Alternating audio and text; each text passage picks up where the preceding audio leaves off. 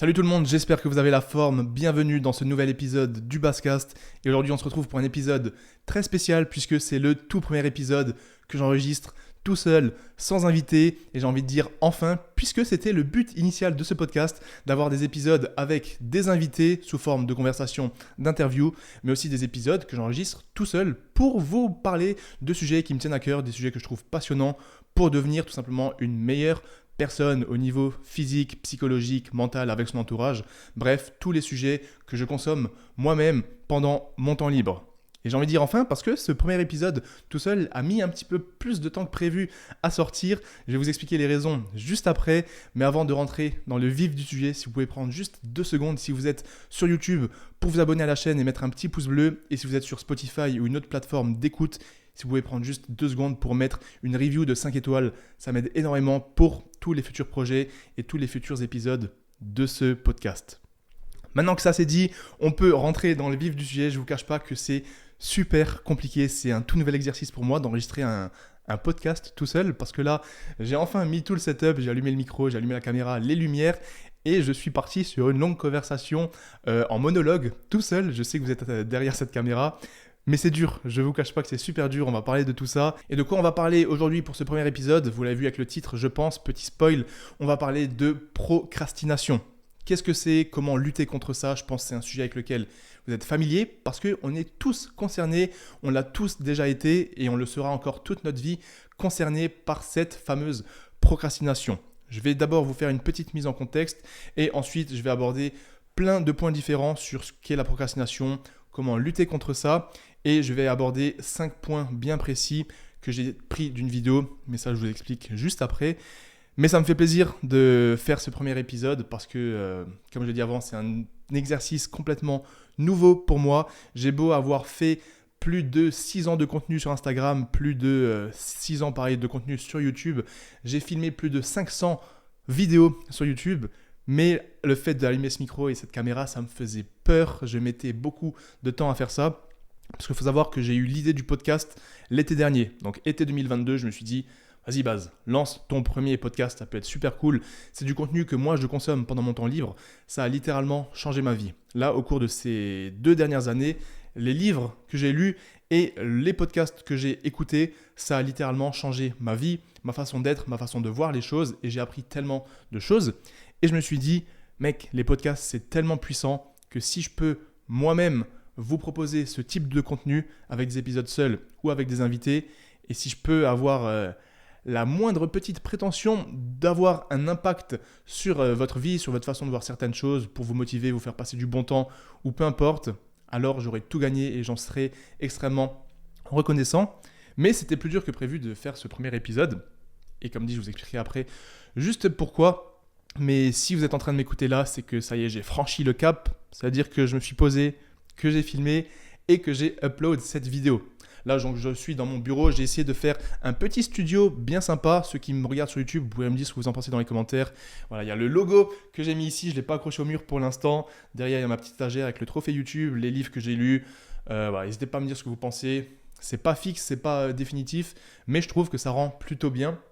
Et là, on est parti donc sur une longue conversation. Si jamais vous voyez mon regard fuyant un petit peu vers la droite, c'est juste que j'ai mon écran avec des notes, parce que le but des podcasts solo, c'est que je puisse vous apporter un maximum de valeur. Donc en amont, je fais pas mal de recherches, j'essaye de m'instruire sur les sujets que je ne connais pas à la perfection forcément, et donc je note des notes pour ne rien oublier et pour que ça fasse sens et que ça soit cohérent. Donc la mise en contexte, pourquoi j'ai mis autant de temps à lancer ce premier épisode solo, parce que comme je vous l'ai dit, été 2022, l'idée du podcast est arrivée. Septembre 2022, une fois que j'ai vu toute la logistique d'un podcast, j'ai acheté les micros, les lumières, tout ce qu'il faut pour enregistrer le podcast. Et j'ai mis donc 3 mois à faire le premier épisode avec un invité. C'était Nassim Saïli. Extrêmement reconnaissant d'avoir Nassim en premier invité, c'est quand même une chance pour moi. Et donc j'ai lancé officiellement la chaîne YouTube et le premier épisode en février de cette année, donc février 2023. Là, nous sommes le 19 août, samedi 19 août, et j'enregistre seulement le premier épisode, parce que là, il sort en décalé forcément. Pourquoi j'ai mis tellement de temps ? La raison principale, c'est la raison de ce podcast, c'est la procrastination et aussi un petit peu le fameux syndrome de l'imposteur. On ne va pas aborder cette notion aujourd'hui, mais on va aborder la notion de procrastination. La mise en contexte, c'est tout simplement que on se pose plein de questions quand on veut faire quelque chose de nouveau. Comme dit, j'ai fait plus de 500 vidéos sur YouTube. Donc, c'est facile pour moi de prendre la caméra, de faire une vidéo, de faire un vlog. Je sais comment ça fonctionne, j'en ai fait 500. Je sais comment faire un montage, je sais ce que je dois dire. C'est hyper simple pour moi. Et là, au final, un podcast, c'est un peu pareil parce que c'est juste allumer la caméra et parler. Mais comme ça s'appelle un podcast, comme c'est un format nouveau, pour moi-même, pour mon cerveau, pour la psychologie et la façon dont je vois cette chose, c'est quelque chose de complètement nouveau. Et donc, j'ai une appréhension. J'ai certains doutes, certaines peurs. Je me dis qui je suis pour faire un podcast, qui va aller m'écouter pendant 1 heure, 1 heure et demie, voire même 2 heures. Est-ce que je suis légitime pour parler des sujets que j'aimerais aborder ? Est-ce que les recherches que j'ai faites sont bonnes ? Est-ce que je parle bien ? Est-ce que ça va intéresser du monde ? Bref, toutes ces questions, on peut se les poser pour plein de domaines différents. Ça peut être pour un oral en cours, ça peut être si vous êtes prof, coach, peu importe, vous pouvez remettre en cause votre légitimité et ça c'est le syndrome donc de l'imposteur. Mais lorsqu'on a tous ces doutes, toutes ces questions, ça nous mène à la procrastination parce qu'on va le voir après, la procrastination peut venir de plein d'origines différentes. Donc moi voilà, fallait que je lutte contre ça. Je me disais souvent, ce week-end, je tourne le podcast. J'arrive le week-end et je me dis, non, vas-y, prépare un petit peu mieux, vois un autre sujet, parce que j'ai eu plein de sujets différents avant de faire celui-ci. Et à chaque fois, je repoussais. Et là, je me suis dit, mec, si tu repousses tout le temps, tu vas jamais t'y mettre. C'est comme la muscu, c'est comme la course à pied, c'est comme les examens, la comptabilité. Il faut que tu te fixes une date, que tu te taises et que tu le fasses. Voilà, moi, généralement, je ne sais pas sur ce podcast, sur les épisodes solo, à quel point je vais être entre guillemets vulgaire ou non, mais moi je suis le genre de personne, faut qu'on me bouge pour que je sois motivé. Je me doute que la grosse majorité, le gros pourcentage de ceux qui me suivent ou qui écoutent ce podcast sont plus ou moins comme moi, parce que j'ai des échos, je reçois des messages et je sais que les gens que moi-même je suis, vous-même vous les suivez. Donc voilà, je suis arrivé à un stade, je me suis dit, gros, pour ce premier épisode, samedi 19 août, à partir de 10h, là il est exactement 10h15, tu allumes ta caméra, tu fermes ta gueule et t'enregistres. Si c'est de la merde, tu auras parlé pendant 1 heure et demie, mais au moins tu auras appris, tu auras vu ce qui coince, mais au moins tu te seras lancé. Mais si tu fais encore la fameuse ouais mais si c'est pas bien, si ça, non, on s'en fiche si c'est bien ou c'est pas bien, tu prends ta caméra, tu filmes et tu te tais. Et là, vous êtes en train de regarder cet épisode, donc je suis super content. Donc voilà, ça c'était pour la petite mise en contexte, pour vous dire qu'on est tous concernés par la procrastination et c'est pour cette raison que j'ai décidé de faire ce premier épisode sur ce thème-là, parce que c'est un thème que je trouve super important. On est tous concernés et je trouve que c'est important de comprendre d'où ça vient, comment on peut lutter contre ça, parce que vous allez voir qu'il y a pas mal de petits trucs intéressants et l'idée de cet épisode c'est de vous apporter un maximum de valeur et j'espère que vous pourrez apprendre plusieurs choses que moi-même j'ai appris lors de mes recherches et surtout que ça pourra impacter votre vie de façon positive pour arrêter de procrastiner et avancer vers vos projets pour devenir une meilleure version de vous-même en tant qu'homme avec un grand H, mais aussi pour votre entourage, pour faire le bien autour de vous et pousser tout le monde, toute la société vers le haut parce que c'est ce qu'il faut et c'est notre mission sur cette terre. Voilà, donc comme je vous l'ai dit, ça c'est la mise en contexte, on vient de la faire. Là, première partie, je vais vous parler de la procrastination. Qu'est-ce que c'est ? D'où ça vient d'un point de vue psychologique, génétique, etc. Et ensuite, on va aborder 5 points bien précis que je tire de la vidéo d'un créateur que j'adore, Ali Abdaal. C'est un ancien médecin qui est maintenant youtubeur.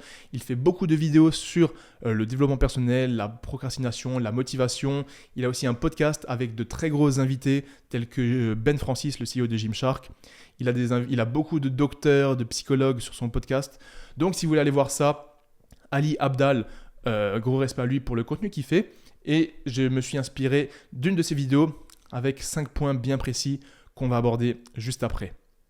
Mais avant ça, la procrastination, qu'est-ce que c'est exactement ? C'est tout simplement la tendance à remettre quelque chose à plus tard. Et généralement, c'est quelque chose de pénible, qui nous semble pénible, qu'on n'aime pas forcément faire ou qui nous fait peur. Ça peut être plein de choses, ça peut être aller courir, se mettre au sport, faire la comptabilité, devoir bosser sur un oral, un examen, devoir écrire un livre ou même devoir envoyer un message à un prof, à notre compagne, à notre mari, à notre femme, peu importe. La procrastination, c'est tout simplement je remets quelque chose à plus tard parce que cette chose, elle m'est très inconfortable. J'ai pas envie de la faire, elle me fait peur, j'ai des doutes et j'ai découvert que la procrastination, ça s'appelle également, les personnes qui sont victimes entre guillemets ou qui font preuve de procrastination, ça s'appelle également les retardataires chroniques. Voilà, je ne savais absolument pas qu'on avait mis un mot sur une personne qui procrastine, mais on appelle cela les retardataires chroniques. Je trouve ça assez amusant comme terme. Donc voilà, procrastination, c'est quand on remet à plus tard quelque chose, et c'est surtout remettre quelque chose à plus tard et que cette chose ne nous apporte pas de satisfaction instantanée. Ça, c'est en lien direct avec la dopamine. La dopamine, c'est quoi ? C'est une hormone qui va nous gratifier sur certaines choses. Lorsqu'on est heureux, lorsqu'on réussit quelque chose, on a un pic de dopamine, on a de la dopamine qui est libérée dans notre cerveau, dans notre organisme. On a une sensation de bien-être et derrière, on va vouloir à nouveau rechercher cette sensation en fonction de la chose qu'on a fait avant. Par exemple, c'est le mauvais exemple, mais c'est comme ça qu'on peut devenir addict à certaines substances, notamment la nicotine, la cocaïne, également un petit peu la caféine. Bref, tout ça, lorsqu'on en consomme, on a un pic de dopamine. Ensuite, vu qu'on a un pic de dopamine, ça chute à nouveau et on va vouloir rechercher ce pic de dopamine. Et ensuite, c'est un cercle vicieux et un cercle sans fin. Bref, en tout cas, vous vous en doutez, je vous ai préparé un épisode complet sur la dopamine, un truc très intéressant, donc je ne vais pas trop rentrer dans le détail ici. Mais ce que je disais, c'est que procrastination, c'est quand on remet quelque chose à plus tard et que cette chose ne nous apporte pas forcément de satisfaction ou de gratification instantanée. Et ça, c'est un problème majeur aujourd'hui. C'est pour ça qu'autant de jeunes, surtout, aussi bien évidemment les personnes plus âgées, mais beaucoup de jeunes sont confrontés à cette procrastination parce qu'on a les réseaux sociaux, on a nos putains de smartphones, on a nos jeux vidéo, on a tout qui est accessible directement dans notre main, dans notre téléphone. Tu veux commander à manger, tu veux manger, tu n'as même pas besoin de préparer, tu n'as même pas besoin de faire des courses. Tu commandes ton Uber Eats, tu es posé, tu t'ennuies, tu vas juste sur TikTok, tu scrolles pendant des heures. Tu vois plein de trucs, tu vois des meufs en bikini, tu vois des meufs danser, tu vois des mecs qui font des conneries. Toi, tu es content, tu as tes shots de dopamine. Et du coup, les choses qui sont très importantes pour ton futur, qu'il y a juste à côté, qui attendent, tu les laisses de côté parce que c'est des choses qui te semblent pénibles, que tu n'as pas envie de faire, puisqu'elles ne t'apportent rien sur l'instant T, mais c'est des choses qui t'apportent énormément sur ton instant futur. Mais toi, vu que ta psychologie, elle est un petit peu fucked up, on va dire, en 2023, tu vas décider de faire les choses qui t'apportent une gratification instantanée, telles que jouer aux jeux vidéo, commander ton fast-food, ne pas t'entraîner, rester posé sur TikTok, et aussi tout ce qui est film porno. Voilà, forcément, tu vas jamais trouver un mec qui procrastine pour manger McDo, un mec qui procrastine pour se branler devant un porno, ou qui procrastine pour jouer aux jeux vidéo. Mais à l'inverse, je peux te donner une énorme liste de personnes, filles ou garçons, qui procrastinent lorsqu'il s'agit de commencer une diète, de commencer à courir ou de commencer le sport, ou tout simplement d'apprendre un nouveau sujet, d'apprendre une nouvelle langue, de lire un livre, parce que c'est des choses, quand on n'est pas habitué, ça nous paraît extrêmement ennuyant, puisque on n'a pas de gratification instantanée. Mais à l'inverse, c'est des choses, si on s'habitue à les faire, si on a la discipline de les faire régulièrement, au bout de quelques mois, de quelques années, la gratification et le retour sur investissement, il est énorme, parce qu'on devient tout simplement une meilleure personne, avec un meilleur état d'esprit, un meilleur physique, une meilleure santé mentale, morale et physique. Et tout ça, ça n'a pas de prix. Donc, il faut réaliser que procrastiner, c'est un réel problème parce qu'on met de côté des choses très importantes pour notre futur pour faire des choses qui ne nous apportent rien, mais qui nous apportent une fameuse gratification instantanée. Voilà, les causes psychologiques de la procrastination, parce que vous voyez bien qu'il y a des personnes qui procrastinent plus que d'autres, tout comme il y a des personnes qui sont plus disciplinées que d'autres et des personnes qui sont plus motivées que d'autres. Moi, par exemple, ceux qui m'écoutent, vous devez penser que je suis beaucoup plus discipliné à faire du sport que certaines personnes. J'ai envie de dire que oui, pourquoi pas, mais c'est quelque chose sur lequel j'ai travaillé, je ne suis pas né comme ça. Ça, pareil, je pense que ça le fera sujet d'un nouveau podcast. Mais du coup, d'où vient cette procrastination ? Pourquoi c'est différent entre certaines personnes ? Donc, les causes psychologiques, elles font encore débat Aujourd'hui, il y a certaines personnes, donc certains chercheurs, qui pensent que ça venait de l'anxiété ou de l'estime de soi. Donc quelqu'un qui n'avait pas beaucoup d'estime de soi ou peu confiance en soi, ou alors qui a de l'anxiété, tout ça c'est un petit peu lié, aura tendance à procrastiner. Ça, c'est pas nécessairement prouvé aujourd'hui. Il y a des hypothèses là-dessus et ça peut sembler logique, mais on va pas s'avancer là-dessus. Mais garde en tête que ça peut jouer. Confiance en soi, estime de soi et anxiété. Donc si tu es quelqu'un qui a peu confiance en toi, peu d'estime de toi et qui est très anxieux, très stressé au quotidien, tu auras probablement plus tendance à procrastiner puisque tout est lié. Mais la plus forte connexion avec la procrastination, c'est le phénomène d'impulsivité. Qu'est-ce que c'est l'impulsivité ? Donc une personne qui est impulsive, c'est une personne qui a du mal à gérer ses émotions, sa colère, ses actions. C'est quelqu'un qui va pouvoir changer du tout au tout dans un claquement de doigts. C'est pas du tout quelqu'un qui est bipolaire, ça c'est encore différent, je vais pas m'avancer là-dessus. Mais voilà, quelqu'un d'impulsif, comme son l'indique, vous imaginez, c'est quelqu'un qui va réagir à chaud, qui va se laisser porter par ses émotions, par sa colère. Et il y a une très forte connexion, ça il y a une méta-analyse qui a été faite là-dessus, entre une personne impulsive et une personne qui aura tendance à procrastiner. Voilà, ça c'est le premier lien qu'on peut faire. Et ensuite, quelque chose de très intéressant, l'étude du caractère psychologique, ça s'appelle la caractérologie. Voilà, caractérologie égale étude du caractère psychologique. Ça a été créé par un philosophe et psychologue français qui s'appelle René Le Sen, je ne connaissais pas du tout. Donc René Le Sen a étudié donc le caractère psychologique, qu'il a défini comme la caractérologie. Et au niveau de la procrastination, il a fait un travail dessus également et il a défini 2 types de personnes. On appelle ça des sous-types. Il a découvert, ou plus ou moins déterminé, le sous-type actif et le sous-type passif. Je vous explique tout ça, ce que c'est. Le sous-type actif, c'est une personne qui va agir indépendamment du plaisir qu'elle va trouver dans son action. Je répète, le sous-type actif, vous allez agir indépendamment du plaisir et de la satisfaction que vous allez trouver dans l'action. Et à l'inverse, on a le sous-type émotif. C'est une personne qui va agir dépendamment de son enthousiasme et de sa satisfaction. C'est-à-dire que quelqu'un qui correspond au sous-type actif, peu importe si la tâche paraît pénible, si la tâche n'est pas motivante ou n'apporte pas d'enthousiasme, on va quand même le faire parce qu'on est un sous-type actif, c'est notre trait de caractère psychologique. Mais à l'inverse, le sous-type émotif va agir dépendamment de son enthousiasme et de sa volonté et donc de la satisfaction. Et donc si une action ne lui procure pas de plaisir ou lui paraît pénible, il aura tendance à ne pas la faire et donc à procrastiner. Ça, c'est prouvé, donc on a un réel trait de caractère de personnes qui vont pouvoir plus ou moins procrastiner et d'autres qui seront beaucoup plus sujets à la procrastination. On a également, grâce à des études sur des jumeaux, démontré que la procrastination est héréditaire, c'est-à-dire que c'est dans le gène, c'est dans la génétique. Comme je vous l'ai dit, il y a un gros lien entre procrastination et impulsivité. Et l'impulsivité, c'est quelque chose d'héréditaire et la procrastination, c'est également quelque chose d'héréditaire. Et que du coup, pas mal de professionnels là-dessus pensent et sont convaincus que ça peut s'apprendre en apprenant tout simplement la maîtrise de soi. Et ça passe donc par l'éducation. C'est-à-dire que pourquoi pas en tant que parent, on peut agir sur l'éducation de notre enfant pour éviter qu'il procrastine en lui faisant travailler sur la maîtrise de soi. Parce que forcément, qui dit grosse maîtrise de soi dit moins d'impulsivité. Qui dit moins d'impulsivité va dire moins de procrastination. Donc ça, c'est quand même quelque chose de très intéressant. Ensuite, comme je l'ai dit avant, il y a un lien entre la pénibilité, le délai, la récompense d'une tâche. C'est-à-dire que quelqu'un qui va procrastiner, il va voir la pénibilité de la tâche diminuer, mais la récompense va rester la même. Alors que quelqu'un qui ne procrastine pas généralement, ça ne va rien changer pour lui.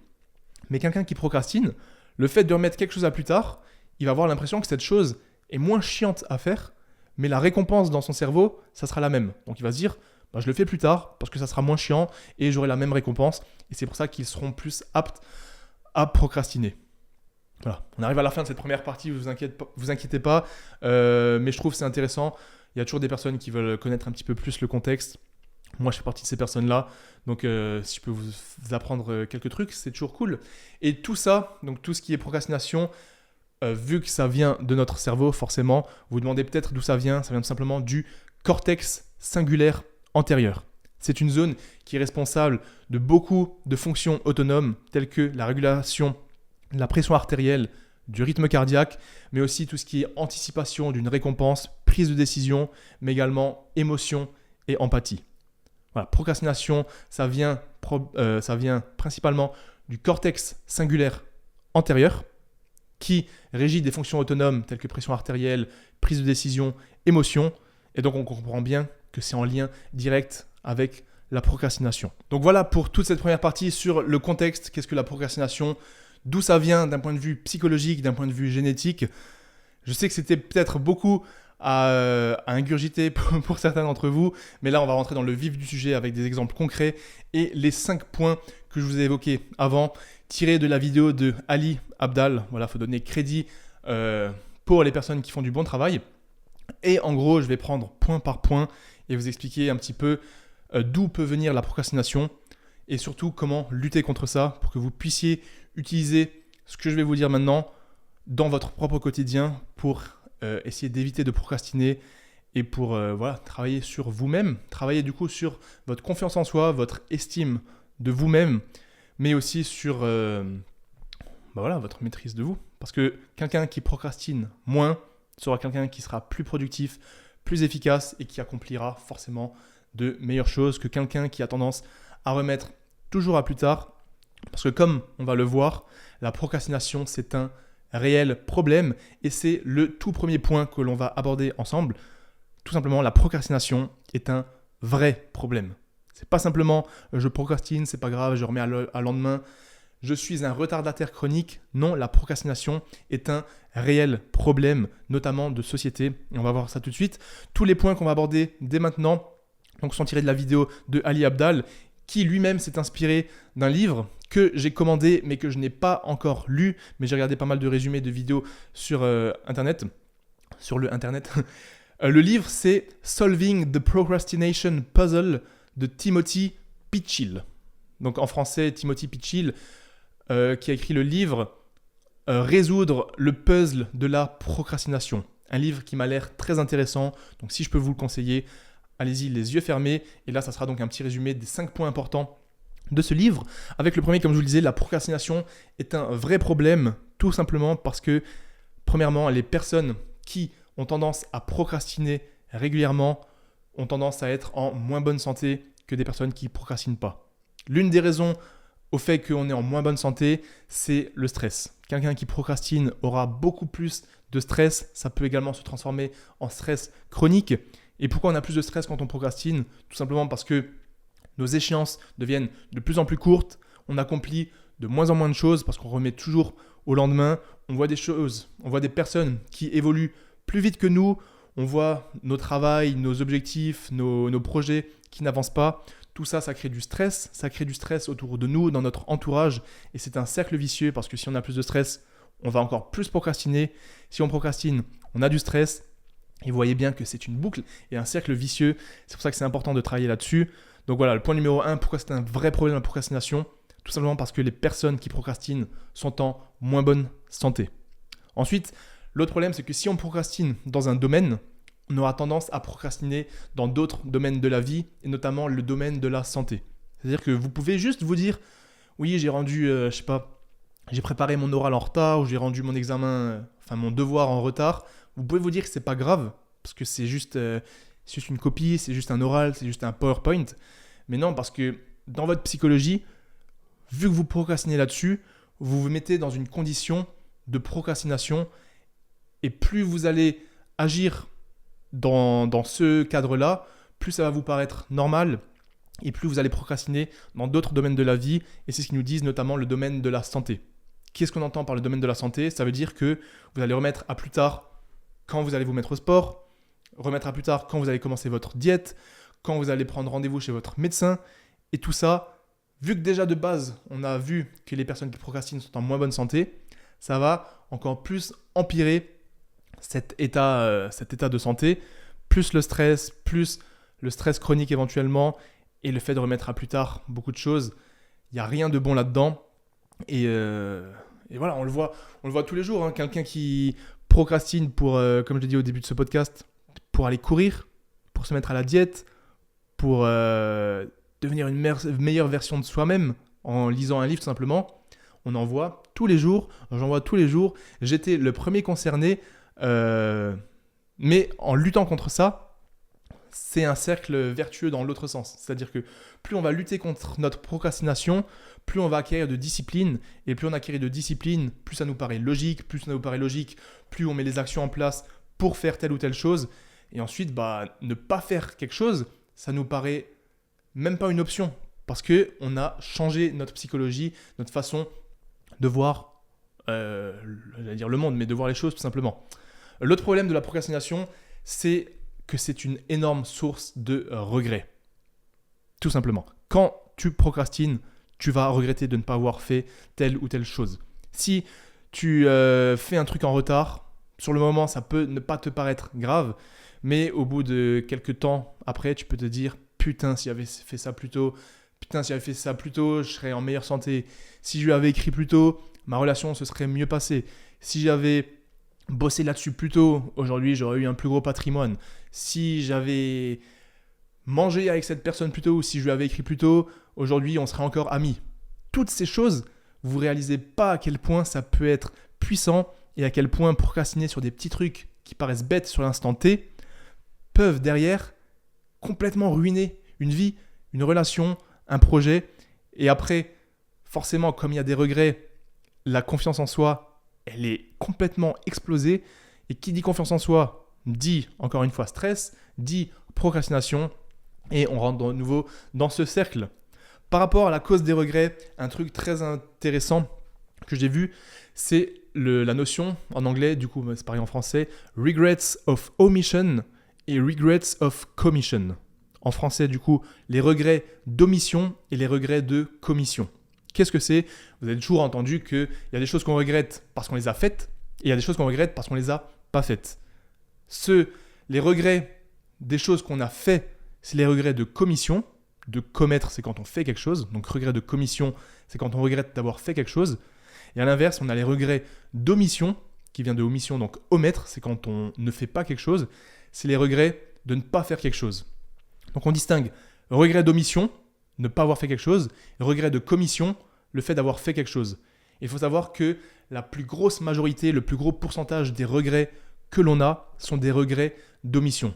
Donc, on regrette quasiment toujours de ne pas avoir fait quelque chose et on ne regrette quasiment jamais, ou du moins très rarement, d'avoir fait quelque chose. Et là, ce que je trouve beau, c'est que même les plus grands sur cette planète, tels que Jeff Bezos ou encore Charles Munger, qui est l'associé de Warren Buffett, l'un des hommes les plus riches du monde, avec Jeff Bezos, nous parlent de ces regrets d'omission et nous disent clairement que les plus gros regrets qu'ils ont ou qu'ils peuvent avoir dans leur vie sont des regrets d'omission et ils regrettent de ne pas avoir fait quelque chose. Et là, on a un truc très intéressant qui nous vient de Jeff Bezos lui-même. Donc, c'est celui qui a créé Amazon, pour ceux qui ne sont pas familiers avec lui, qui est l'un des hommes les plus riches sur Terre, avec Warren Buffett, Bill Gates, Elon Musk, etc. Donc, Jeff Bezos, qu'est-ce qu'il a fait ? Il nous a dit, c'est le fameux 80-year-old test. Donc, le test des 80 ans.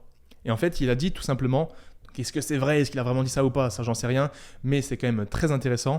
C'est que si tu veux faire quelque chose ou que tu hésites à le faire, tu te dis, regarde, je me projette quand j'ai 80 ans.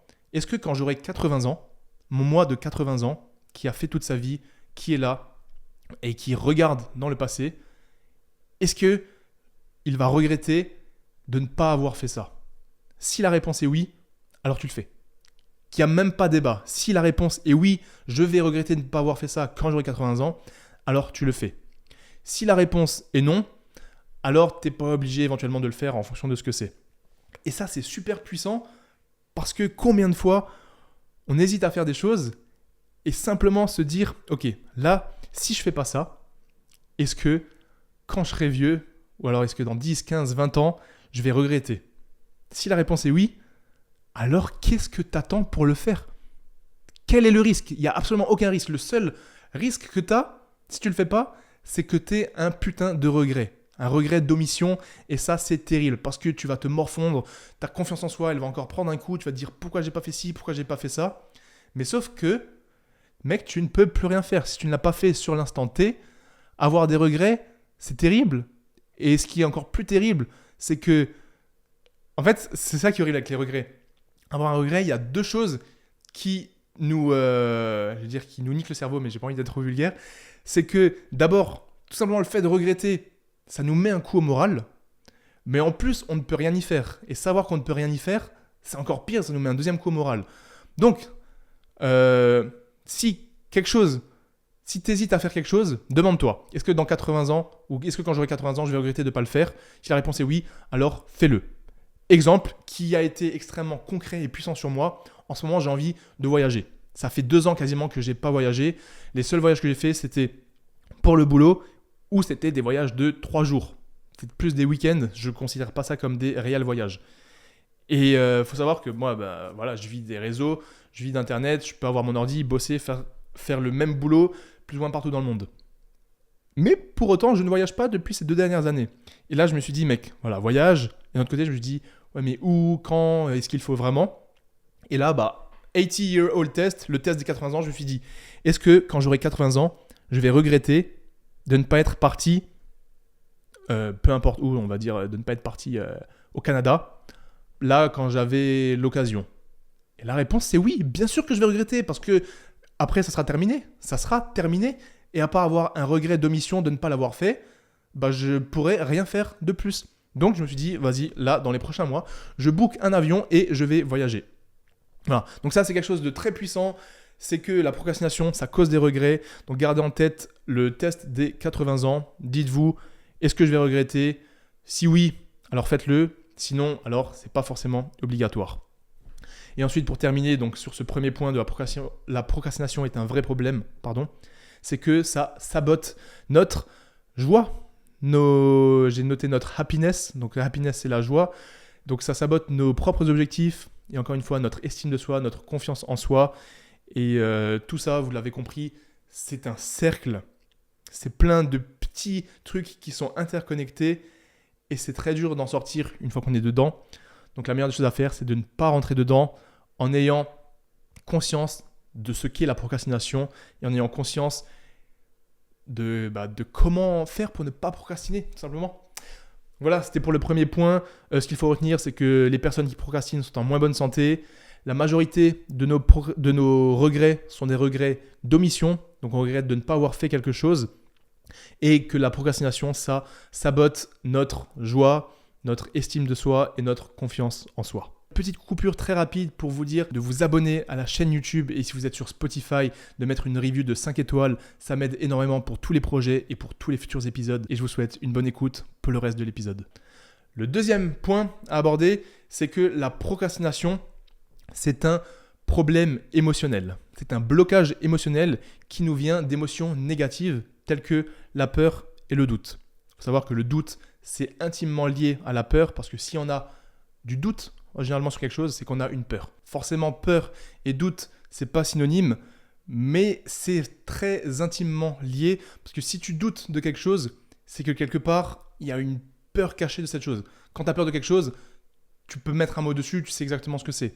Quand tu as un doute, ça vient du mot doute, mais s'il n'y a pas de peur, il n'y a pas de doute. Par exemple, si tu doutes de parler devant un public, de faire un oral ou peu importe, en soi, c'est pas le doute de parler devant des personnes. C'est que tu as peur de parler devant la foule. C'est que tu as peur de dire des conneries. C'est que tu as peur du jugement que les autres vont avoir sur toi. Donc, c'est cette peur qui génère ce doute. Donc, il faut comprendre que doute et peur, c'est intimement lié. Et là, il y a pas mal de choses intéressantes pour, du coup, lutter contre cette peur. Et moi, j'ai été face à ça pour ce podcast, mais aussi pour ma chaîne YouTube et pour plein de trucs de la vie de tous les jours. Donc, comment lutter contre les peurs? L'une des choses les plus puissantes qu'on dit généralement, et ça peut résonner avec pas mal de gens, mais d'autres personnes peuvent être moins réceptives à ça. Forcément, ça va dépendre de notre psychologie, de notre caractère. L'une des choses qui est intéressante pour lutter contre la peur, c'est de nommer cette peur. Tout simplement, mettre la peur en lumière, mettre la peur en avant, mettre un mot et un nom sur cette peur, ça va diminuer l'impact que cette peur aura sur nous. Par exemple, si tu as peur de parler en public, il faut que tu te dises « Ok, j'ai peur de parler en public. Non, c'est pas une peur. Je sais qui je suis, je sais ce que je vaux, c'est juste du public. Peu importe le jugement qu'ils auront sur moi, ça va rien changer. Peu importe si je vais parler à cette fille, j'ai peur de quoi? J'ai peur qu'elle me recale, j'ai peur qu'elle me prenne pour un idiot, qu'elle me trouve moche, peu importe. Non, ça n'existe pas. J'ai confiance en moi, je sais ce que je vaux, je sais qui je suis. Au pire du pire, j'apprends de mon expérience. Et en fait, qu'est-ce que je voulais dire exactement? Ouais, c'est important de ne pas avoir honte de certaines choses. Et moi, j'ai été confronté à ça pour ce podcast parce que je me suis dit, ok, le premier épisode, comment je me lance? C'est ce que je vous disais au début de cet épisode. Qui va m'écouter? J'ai peur que l'épisode, ça soit de la merde. J'ai peur que le sujet choisi ne soit pas intéressant. J'ai peur d'avoir des commentaires négatifs. Tout ça, c'est des peurs qui peuvent t'empêcher de faire quelque chose, donc qui vont te faire procrastiner. Mais comment moi j'ai réagi par rapport à ça, comment j'ai nommé cette peur, comment je l'ai mise en lumière, je me suis dit, ok, t'as peur de quoi? Que les gens ne regardent pas tes vidéos? Non, t'as des abonnés, il y a des gens qui vont te regarder, au pire ça t'est proche, au pire ça sera ton entourage, et il y aura toujours au moins une personne qui va regarder cette vidéo, il y aura au moins une personne qui va tirer quelque chose de ta vidéo, et même s'il n'y en a pas, au moins tu auras appris quelque chose. Tu auras avancé dans ton objectif, tu auras fait le podcast comme tu te l'étais promis, comme tu te l'étais noté, et tu es devenu quelqu'un de meilleur parce que tu as accompli ton objectif. Ta confiance en soi, elle a été améliorée grâce à ça, parce que tu as suivi ton instinct, tu as suivi ce que tu as dit, et ça c'est extrêmement important. Pareil, j'ai peur de quoi? J'ai peur de me prendre un commentaire négatif. Ok, j'ai peur de quoi? Prendre un commentaire négatif. Oui, il y en aura parce que je me mets sur les réseaux. C'est quelque chose de subjectif. Il y a des gens qui vont ne pas aimer, il y a des gens qui vont peut-être m'insulter, qui vont trouver que je dis de la merde, que je parle mal. Ok, c'est leur avis, ils ne me connaissent pas, je sais ce que je vaux dans la vraie vie, etc. etc. Vous l'aurez compris, nommer la peur et ensuite réaliser qu'elle n'a pas lieu d'être, ça permet de diminuer l'emprise que cette peur a sur nous. Donc, c'est ce que j'ai dit, là je me suis noté, j'ai peur que personne ne va regarder ma vidéo, que l'on va se moquer de moi, que je regrette. Non, il n'y aura pas de regrets. Les seuls regrets qu'on aura, c'est des regrets d'omission, de ne pas faire quelque chose. Donc, allez-y, faites-le. Apprenez si c'est un échec, pourquoi ça a été un échec, pourquoi ça n'a pas été bien, pourquoi j'ai eu des critiques. Forcément, il faut que les critiques soient constructives. S'il y a des gens qui sont juste là en tant que haters pour vous dire de la merde, les écoutez pas. Je pense qu'il y aura un épisode là-dessus. Moi, je suis pas extrêmement confronté à la hate, on va dire, sur YouTube depuis le début, même sur Instagram, pas du tout quasiment. Et j'ai de la chance, j'ai une communauté en or, parce que je l'ai construit aussi cette communauté, j'ai toujours été transparent, j'ai toujours été honnête et plus ou moins humble, du moins c'est ce que j'ose penser. Et donc j'ai pas eu beaucoup de haters. Il y en a eu forcément, surtout avec la génération TikTok, réel, les formats courts. Il y a beaucoup de messages de merde, des gens qui t'attaquent sur ton physique, sur ta façon de parler, sur ce que tu dis, sur tes perfs, sur ce que tu fais de ta vie. Parfois, ça t'affecte parce que en tant qu'humain, en tant qu'homme avec un grand H, on a ce biais de négativité. C'est-à-dire que tu peux avoir 1000 personnes qui vont te faire un compliment, une personne qui va te rabaisser. Qu'est-ce que tu vas retenir? La personne qui t'a rabaissé. Tu as beau avoir un ratio de 1000 pour 1, c'est toujours le négatif qui va nous attirer. C'est d'ailleurs pour ça que sur les chaînes télé, les informations que je ne regarde absolument jamais, il y a toujours du négatif parce que c'est ça qui font que les gens reviennent, c'est ça qui font que les gens aiment et regardent. C'est le biais de négativité.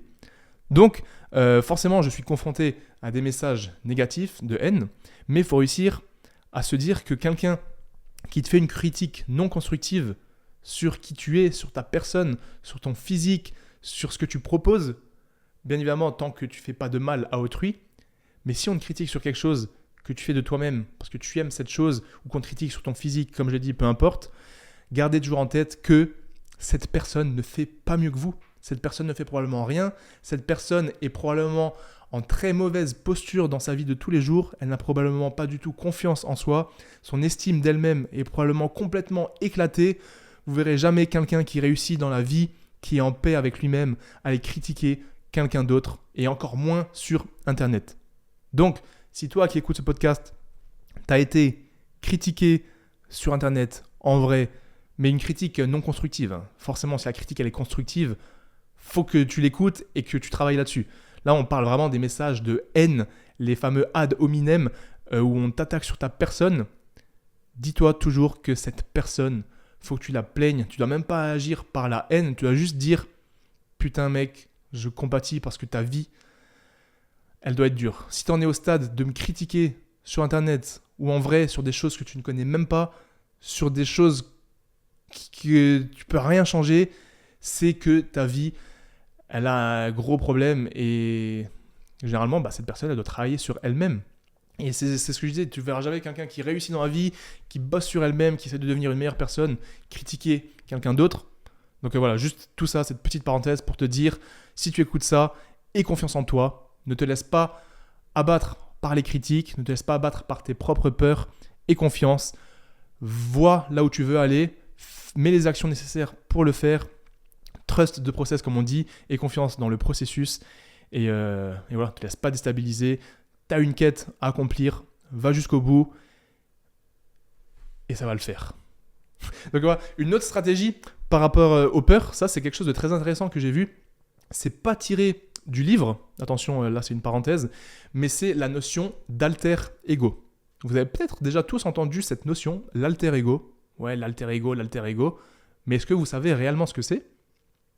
Moi je ne savais pas en vrai, et en fait l'alter ego c'est un second moi, un moi imaginaire à qui on donne une confiance absolue pour tout accomplir. Et là, quelque chose de très intéressant, en fait, c'est quelqu'un à qui on va donner toute la responsabilité pour agir à notre place. Bien évidemment, vu que c'est imaginaire, c'est nous qui allons agir, mais c'est comme si on s'externalisait de notre propre corps pour donner une responsabilité à quelqu'un d'autre. Par exemple, moi, Olivier, j'ai peur de faire quelque chose, je vais dire, ok, il y a Bazinga, c'est le youtubeur, c'est lui qui va faire le podcast, et c'est lui qui va prendre toute la responsabilité. Moi, en tant qu'Olivier, j'ai rien à faire, c'est Bazinga qui va le faire. Et c'est plus ou moins ça l'alter ego. Et c'est dès qu'on est bloqué émotionnellement, on peut imaginer cette personne faire la chose qui nous bloque à notre place. Ça permet de ne pas avoir peur. Et ça, bien évidemment, il y a des personnes qui sont très réceptives, qui réagissent bien à ça, et d'autres personnes qui vont penser, peut-être que toi, tu écoutes ça, tu te dis, mais c'est de la connerie, c'est n'importe quoi. Mec, dis-toi qu'il y a plein de gens qui font ça. Et parmi les gens qui font ça, et ça, je trouve que c'est très intéressant, il y a la fameuse Beyoncé, l'une des plus grandes chanteuses, l'une des plus grandes artistes de notre siècle. Beyoncé utilise cette notion d'alter ego lorsqu'elle monte sur scène pour ses représentations, pour combattre le stress, pour combattre l'anxiété, et son alter ego, elle l'a appelé Sasha Fierce. Sasha Fierce, et c'est d'ailleurs pour ça que Beyoncé a un album qui s'appelle I Am Sasha Fierce, qui s'est écoulé d'ailleurs à plus de 7 millions d'exemplaires. Sasha Fierce, c'est tout simplement l'alter ego de Beyoncé qui lui permet de se mettre sur scène, de s'exposer et de faire tout ça sans peur, sans crainte et sans anxiété. Donc c'est quelque chose de très puissant, l'alter ego. Et autre chose par rapport à tout ça, la peur, les regrets, c'est juste une petite citation que je me suis mis pour terminer ce point. C'est George Halas, un joueur de foot US, qui a dit, en anglais, après je vous fais la traduction, « Nobody who ever gave his best regretted it ». Voilà, donc il n'y a jamais personne qui a donné le maximum qu'il a regretté. Et là, on retombe sur le regret d'omission, c'est-à-dire que si vous avez donné le maximum de vous-même dans une tâche, dans un projet ou peu importe, vous ne pouvez pas regretter. Au pire, ça sera un apprentissage, au mieux, ça sera un succès. Voilà, pour ce quatrième point, le problème émotionnel, le blocage émotionnel, nommez la peur, utilisez la notion d'alter ego, mettez votre peur en lumière, n'ayez pas honte, ayez confiance en vous et tout se passera bien. Donc, troisième point en fait, c'est pas le quatrième, mais troisième point, la motivation n'est pas un prérequis pour l'action. La pire des choses à faire, et je vous le dis là droit dans les yeux, la pire des choses à faire, c'est d'attendre d'être motivé pour faire quelque chose, pour aller courir, pour commencer un livre, pour se mettre à la diète, pour écrire à un proche. La pire des choses à faire, c'est d'attendre d'être motivé parce que vous ne serez pas motivé. Si vous étiez motivé, si c'était au fond de vous-même, si vous aviez envie de faire ça, vous l'aurez fait depuis longtemps. Alors arrêtez de vous mentir à vous-même. Vous n'avez pas envie de le faire, vous n'êtes pas motivé. Et alors, faut le faire, faut se faire violence et la motivation doit suivre l'action et pas l'inverse. On pense trop souvent aujourd'hui que je suis motivé, donc je fais ça. Mais non, il faut faire ça et derrière la motivation va venir au fur et à mesure. C'est comme quand je reçois des DM sur Instagram. Comment tu fais pour être motivé à courir le matin ? Mec, je vais te regarder droit dans les yeux, ou alors je vais te dire droit dans les oreilles si t'es sur Spotify. Tu crois vraiment que j'ai envie de me lever à 5h30, d'aller courir à 6h? Tu crois vraiment que j'aimerais pas rester dans mon lit, dormir 1 heure de plus et me réveiller tranquillement? Bien sûr que si. Mais tu crois que je préfère pas me faire violence et ne pas regretter et devenir quelqu'un de meilleur et me dire putain, je me suis détaché de la masse, je me suis élevé au-dessus de la moyenne, j'ai accompli ça, j'ai confiance en moi, je suis quelqu'un de fort. Tu crois que je préfère pas ça que me dire ah cool, j'ai dormi 1 heure de plus dans mon lit. Qu'est-ce que ça m'a apporté à part rien? Donc voilà, c'est juste pour dire, attendez pas d'être motivé, faites les actions, faites ce qu'il faut pour, mettez-vous un objectif et atteignez votre objectif. À partir du moment où vous visualisez l'objectif, vous savez ce que vous devez faire et vous n'avez plus qu'à faire les actions. Motivation ou pas, vous savez que vous devez faire ça. Si tu veux perdre du poids, il faut te mettre en déficit calorique. Est-ce que tu as envie? Non, mais si tu veux perdre du poids, il faut faire un déficit calorique, tu n'as pas le choix. Si tu veux écrire un livre, tu vas écrire 10 pages par jour. Est-ce que demain matin, en te levant, tu as envie d'écrire 10 pages? Non, mais c'est noté, tu dois écrire 10 pages par jour, tu n'as pas le choix. Si tu veux améliorer ta relation avec ta compagne, ton compagnon, tu dois aller lui parler et mettre le doigt sur les choses qui font mal. Est-ce que tu as envie? Bien évidemment que non. Mais ton objectif, c'est quoi? C'est améliorer la relation. L'action, c'est quoi? C'est parler de ce truc qui est dur. Donc, tu vas le faire. Et comme je le disais au début, tu fermes ta gueule et tu le fais parce qu'il n'y a pas le choix. Ou alors, tu ne le fais pas, tu as le regret d'omission, tu perds confiance en toi, tu te morfonds sur toi-même, tu n'avances pas, tu restes dans un cercle vicieux et tu n'accompliras jamais rien.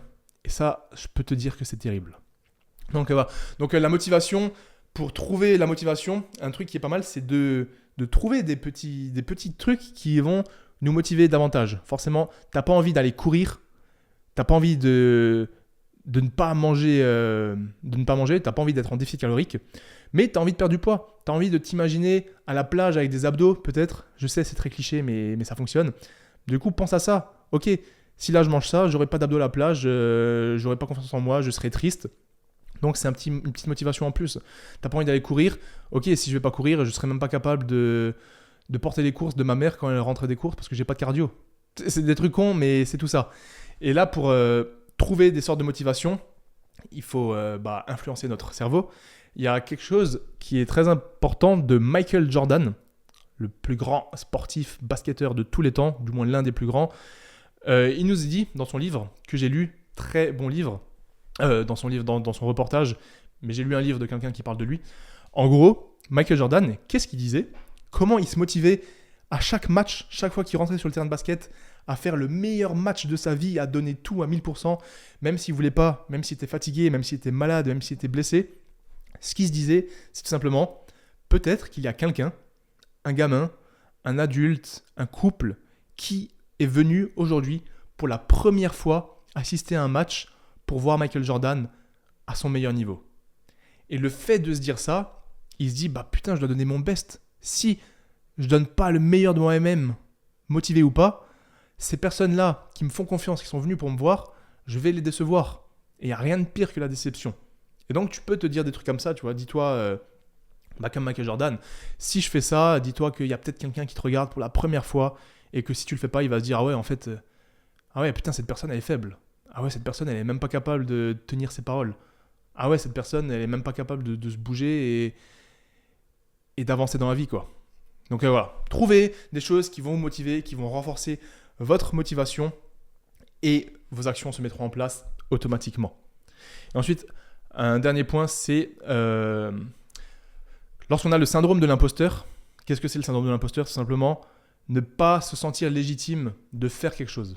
Simplement, moi j'avais le syndrome de l'imposteur pour faire le podcast. Je me suis dit, qui je suis pour parler de procrastination?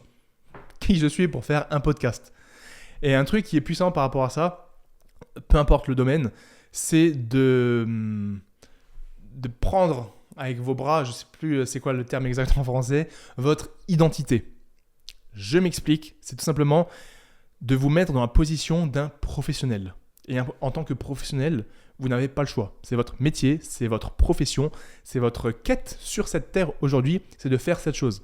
C'est pas juste, t'es Olivier, t'as pas envie de faire une vidéo. Non, c'est t'es Bazinga, t'es youtubeur, ton métier c'est de faire des vidéos, donc fais cette vidéo. Exemple, si t'es médecin, ton métier, ton but d'aujourd'hui, c'est de te lever, d'aller sauver des patients, d'aller traiter des patients. T'as pas à être motivé. C'est comme ça, tu dois le faire. Si tu es un bon mari, ton action, c'est de prendre soin de ta femme, prendre soin de ta compagne, faire en sorte que la relation soit bonne, que le foyer soit bon et que tu subviennes à tous les besoins. T'as pas à être motivé pour faire ça. T'es un mari, c'est ton objectif, t'es obligé de le faire. Et pareil, c'est si tu veux être en bonne santé, si t'es en bonne santé, si t'es un homme, encore une fois avec un grand H, tu t'entraînes, tu prends soin de ton corps, tu manges bien, tu fais de l'exercice physique, t'as pas à être motivé. T'es en bonne santé, c'est comme ça. Et donc, peu importe le domaine, dites-vous ça. Si par exemple, vous avez un examen en fin d'année, ou je sais pas, une thèse à rendre ou une thèse à présenter, dites-vous, ok, je suis un futur docteur, c'est mon métier, c'est présenter cette thèse. Je suis pas juste un tel ou un tel qui a du stress, qui a de l'angoisse pour passer devant un jury. Non, c'est mon métier. Je suis là pour ça, j'ai travaillé pour. Mon métier, c'est d'être là, présenter mon travail, donc je vais le faire en tant que professionnel. Et ça, je trouve, c'est pas mal puissant et ça m'a pas mal aidé pour ce podcast parce que je repoussais toujours jour après jour ce premier épisode et à un moment, je me suis dit, mec, t'es pas Olivier et t'as peur de faire un podcast. T'es Bazinga sur les réseaux, Olivier Jacquin, t'es un YouTuber. Ton métier, c'est de faire des vidéos. Ton métier, c'est de te lever le matin et de créer du contenu pour ta communauté, pour ton audience. Et à partir de là, je me suis dit, ok, fais du contenu, t'es obligé, c'est ton métier. Donc voilà, garde en tête, la motivation n'est pas un prérequis pour l'action. Il ne faut pas attendre d'être motivé pour agir. Il faut agir et la motivation viendra si tout se passe bien. Point suivant, numéro 4, et c'est l'avant-dernier point, ça rejoint un peu ce qu'on a dit. Là, c'est tout simplement de renforcer son objectif. Qu'est-ce que je veux dire par renforcer son objectif ? Qu'est-ce que Timothy Pychyl veut nous dire dans son livre ? C'est tout simplement qu'il faut que l'objectif vienne de nous-mêmes. Il faut que l'on le veuille profondément. Si c'est un petit objectif qu'on ne veut pas forcément, on aura tendance à procrastiner, à ne pas vouloir le faire parce que ce n'est pas notre réel désir. Et en tant qu'homme, lorsqu'on a un réel désir, normalement, on fait tout pour l'accomplir, coûte que coûte, motivation ou pas, il n'y a pas la place à la procrastination. Mais si c'est un objectif que quelqu'un nous a dit vite fait, ouais, est-ce que tu pourrais faire ça, et que tu es en mode, ouais, pourquoi pas, je peux te garantir que c'est le genre de choses que tu vas procrastiner parce que c'est pas ton réel désir, c'est pas ce que toi tu veux au fond de toi-même. Donc pour les objectifs qui ne viennent pas forcément de nous-mêmes, mais qu'on doit quand même faire, tels que fais-moi ce devoir, est-ce que tu peux me faire ça pour demain, est-ce que tu peux aller m'acheter ça, etc. Bon, voilà, c'est pas forcément un truc qu'on procrastine, mais il faut simplement renforcer l'intention de notre objectif. Par exemple, se mettre dans le bon environnement. Si tu as l'objectif de devenir riche, entoure-toi de personnes qui sont riches. Parce que tu vas voir comment ils font, comment ils travaillent, c'est quoi leur mode de vie. Si tu veux devenir un bon athlète et que tu es dans une campagne avec personne qui s'entraîne, entoure-toi d'athlètes dans une grande ville, dans un grand club, parce que tu vas être tiré vers le haut. Là, on reconnaît forcément l'importance de l'entourage. Est-ce que vous connaissez cette citation ? C'est « on est la moyenne des 5 personnes qui nous entourent ». Donc c'est très important d'avoir des personnes qui nous entourent qui correspondent à ce que l'on veut être, qui correspondent à ce dont on croit dans la vie. Et donc voilà, renforcer notre objectif. Et faut savoir que lorsqu'on pense à des choses de façon abstraite, dans notre cerveau, elles ne sont pas réellement ancrées et elles appartiennent généralement à demain. Et qui dit appartenance à demain dit procrastination. Il n'y a pas réellement d'urgence. Et qu'est-ce que c'est quelque chose d'abstrait ? C'est ne pas mettre de mots réels sur l'objectif, ne pas mettre un plan d'action, ne pas implémenter des actions pour un objectif. Donc gardez bien en tête que si on pense à quelque chose de façon abstraite, ça appartient à demain, dans notre cerveau, c'est pas réellement ancré et donc on ne va pas faire les choses nécessaires pour le faire. Alors que si on y pense de façon concrète plutôt qu'abstraite, ça appartient à aujourd'hui. Et là, on va vouloir le faire parce qu'on va mettre l'action en place. Donc voilà, gardez bien en tête que lorsqu'on pense à des choses de façon abstraite, elles appartiennent à demain. Et lorsqu'on pense à des choses de façon concrète, elles appartiennent à aujourd'hui. Et que forcément, notre cerveau traite différemment les choses abstraites des choses concrètes. Et en gros, les choses concrètes, c'est quoi ? C'est tout simplement des choses avec des actions que l'on va implémenter dans notre quotidien, dans notre routine. Si on n'implémente aucune action et qu'on y pense juste comme ça, c'est abstrait, ça appartient à demain, on aura tendance à procrastiner. Alors que si c'est concret, on met en place des actions dans le planning, dans le calendrier, Demain, 8h, j'écris 5 pages. Demain, 16h, je cours. Demain, 14h, j'envoie un message à ma copine. Tous ces petits trucs, ça fait qu'on les met dans le planning, on les met dans l'action et ça devient concret. Et c'est aussi ça l'importance d'avoir des objectifs bien précis pour voir où l'on va, pour que ça soit concret et pour que notre cerveau les traite différemment et donc en priorité. Donc voilà pour le point numéro 4, renforcer son objectif. On arrive au dernier point du livre.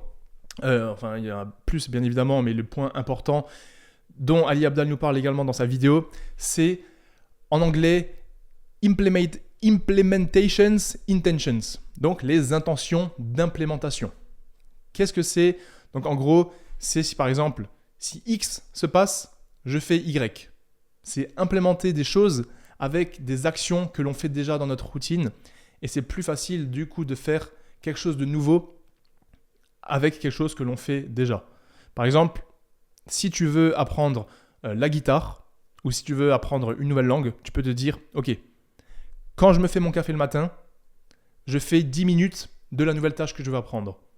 Le café, tu te le fais tous les matins et tu sais que dans ton cerveau, tu auras lié le café avec cette nouvelle tâche que tu veux apprendre. Ça peut être n'importe quoi, ça peut être quand je fais ça avant de dormir, je range quelque chose dans ma chambre. C'est plein de petites choses comme ça que tu peux lier ensemble et ça te permet de lier du coup une action avec une habitude. Et comme l'habitude, tu l'as fait déjà, la nouvelle action dont tu n'es pas habitué à le faire, elle va venir s'implémenter dans ton habitude. Ils appellent ça du coup le concept de implémentation, intentions implementation. Je ne sais pas dans quel sens, mais en gros, l'intention par implémentation. Si je fais ça, alors je fais ça. Si je me lève à 6h, alors je cours. Si j'envoie... Enfin bref, vous avez compris l'idée, il peut y avoir des milliers d'exemples. Et autre chose très important, c'est de mettre les actions sur un calendrier et que ça soit vos non négociables. Non-negotiable, ça c'est quelque chose de très important. Le non négociable, comme son nom l'indique, c'est quelque chose qui n'est pas négociable. Vous le mettez dans votre calendrier, vous bloquez un temps pour cette chose. Ça peut être quotidiennement, ça peut être plusieurs fois par semaine ou même plusieurs fois par mois. Mais si c'est noté et que c'est votre non négociable, quoi qu'il se passe autour, c'est ça votre priorité. Vous ne changerez jamais ce rendez-vous, vous ne changerez jamais cette action.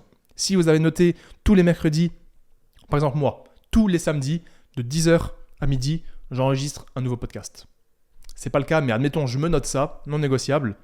Quoi qu'il se passe dans ma vie, sauf des choses extrêmes que je ne me souhaite pas bien évidemment, tous les samedis de 10h à midi, je fais le podcast. Si on m'invite à manger, si on m'invite pour une séance, si je dois faire un tournage, le samedi de 10h à midi, je ne peux pas parce que je tourne un podcast. C'est mon non négociable.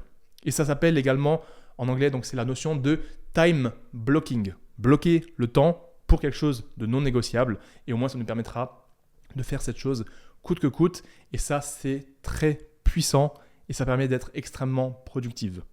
Là, je fais référence à un livre que j'ai lu de Gary Keller, le livre qui est juste derrière moi, le livre jaune là en dessous que vous ne voyez pas bien évidemment, The One Thing, donc la chose unique de Gary Keller. Un livre très intéressant que je vous conseille.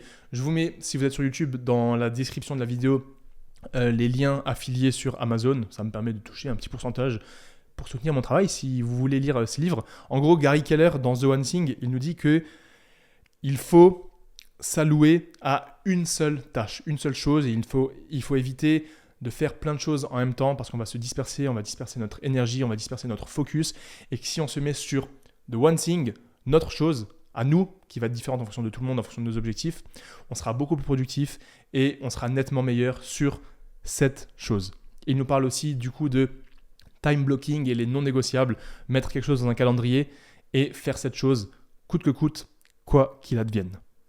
Voilà pour ces 5 points dont il nous parle dans le livre du coup de Timothy Pitchill, Solving the Procrastination Puzzle, donc résoudre le puzzle de la procrastination. J'espère que vous avez appris pas mal de choses donc, sur la procrastination. Qu'est-ce que c'est ? D'où ça vient d'un point de vue psychologique, d'un point de vue génétique ? Pareil avec les peurs, comment on peut implémenter des actions pour lutter contre ça. Pour terminer, je me suis noté quelque chose d'intéressant aussi, qui nous vient d'un livre que j'ai commandé mais que je n'ai pas encore lu également. Il y a tellement de livres à lire, c'est juste incroyable. C'est comme le nombre d'épisodes de podcast, il y en a juste trop. Le livre, c'est de John Perry et c'est The Art of Procrastination. Donc, l'art de la procrastination de John Perry. Et dans son livre, c'est quelque chose qu'on n'a pas abordé pendant ce podcast, il nous parle de voir la procrastination comme éventuellement quelque chose de positif. On parle toujours procrastination, c'est le mal, c'est négatif, les retardataires chroniques, t'as pas confiance en toi, t'es une merde en gros. Si tu procrastines, t'es une merde et t'arriveras à rien dans la vie, c'est ce qu'on nous dit. Mais en gros, John Perry, dans son livre, il essaye de voir la procrastination comme quelque chose de positif et il nous dit que généralement, si l'on procrastine une chose qui nous semble pénible, c'est parce qu'on fait d'autres choses en attendant de faire cette chose. Par exemple, ok, tu dois faire la comptabilité ou tu dois faire un examen, réviser un examen que tu n'as pas envie de faire. Tu vas procrastiner ces choses, mais en attendant, tu vas bien faire quelque chose. Tu ne vas pas rester couché et attendre que le temps passe. Et toutes ces petites choses que tu vas faire, même si ce n'est pas forcément important, ça va te donner une satisfaction personnelle et tu auras l'impression d'avoir accompli des petites choses. Et le fait d'avoir fait ça, ça peut te donner confiance en toi. Tu peux te dire, putain, j'ai quand même fait des trucs, j'ai quand même avancé. Et le fait de penser comme ça peut te motiver à faire des choses plus grosses et remonter l'échelon. Généralement, on dit faites la chose la plus chiante tout de suite, directement comme ça c'est fait. Et il essaye de voir l'inverse, voir le positif en disant ok, si tu fais plein de petites choses, ça peut te donner confiance en toi, ça peut te mettre dans le mood, dans la routine de faire plein de petits trucs et gravir les échelons pour accomplir des trucs plus gros, plus chiants et plus pénibles. Donc voilà, il essaie de voir un petit peu la procrastination comme quelque chose de positif et il insiste aussi sur le fait que lorsqu'on procrastine, on essaye d'être perfectionniste. C'était notamment le cas moi avec ce podcast, je repoussais parce que je voulais faire un épisode qui soit parfait, sauf que la perfection ça n'existe pas et on aura toujours quelque chose à redire et là c'est encore une fois le syndrome de l'imposteur.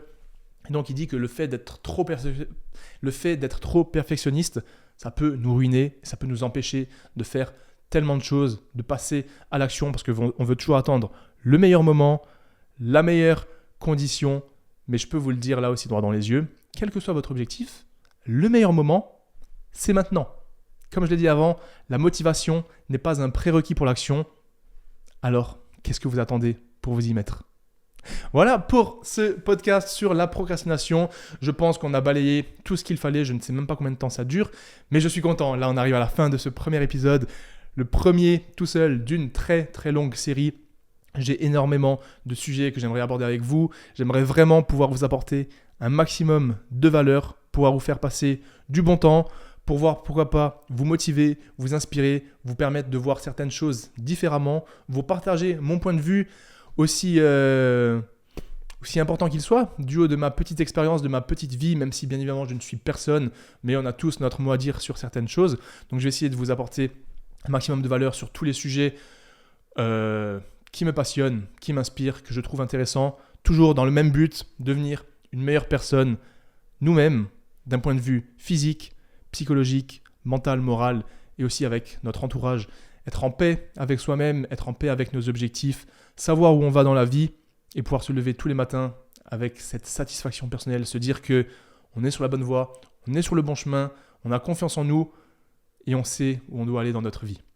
Voilà, petite chose intéressante pour terminer ce podcast, parce que comme dit, j'aimerais bien ajouter de la valeur et vous apprendre quelque chose de nouveau à chaque fois. Saviez-vous qu'il y a une journée mondiale de la procrastination qui est le 25 mars. Voilà, je ne savais pas du tout ça. Si ça vous intéresse, le 25 mars, c'est la journée mondiale de la procrastination. Et je suis content. Fin de ce podcast. N'hésitez pas, vu que c'est le premier, à me dire dans les commentaires ce que vous en avez pensé. S'il y a des sujets que vous aimeriez que j'aborde en particulier, dites-moi tout ça dans les commentaires. Dites-moi si vous avez des conseils sur mon élocution, sur la façon d'organiser ces podcasts, sur le décor pour ceux qui sont sur YouTube. Vraiment, dites-moi tout à partir du moment où c'est constructif. J'aime les critiques, je suis là pour m'améliorer. Et voilà, c'était le premier épisode. Je suis content d'arriver à la fin. Vous savez pas, là, vous voyez, j'ai procrastiné. J'avais le regret d'omission de ne pas le faire. Et maintenant que je l'ai fait, je me dis pourquoi je ne l'ai pas fait plus tôt. Et j'espère que ce petit podcast-là sur la procrastination vous motivera à ne plus procrastiner, à ne pas avoir de regret d'omission, à avancer sur vos objectifs et à devenir quelqu'un de meilleur. Voilà, j'attends tous vos avis dans les commentaires. N'oubliez pas, si vous êtes sur Spotify, de mettre une review de 5 étoiles, c'est très très très important, vraiment. Et n'oubliez pas, si vous êtes sur YouTube, de vous abonner au Basscast et de mettre un petit pouce bleu, de partager à tous vos proches, à tous vos amis et à tous ceux qui veulent devenir une meilleure version d'eux-mêmes et à tous ceux à qui vous pensez que ce podcast peut apporter de la valeur. Voilà, merci du fond du cœur de m'avoir écouté. Je ne sais même pas comment terminer ce podcast du coup, mais grosse force à vous, grosse force pour tous vos objectifs et on se retrouve très bientôt pour un nouvel épisode du Basscast. Bonne journée, bon courage et le taf est fait.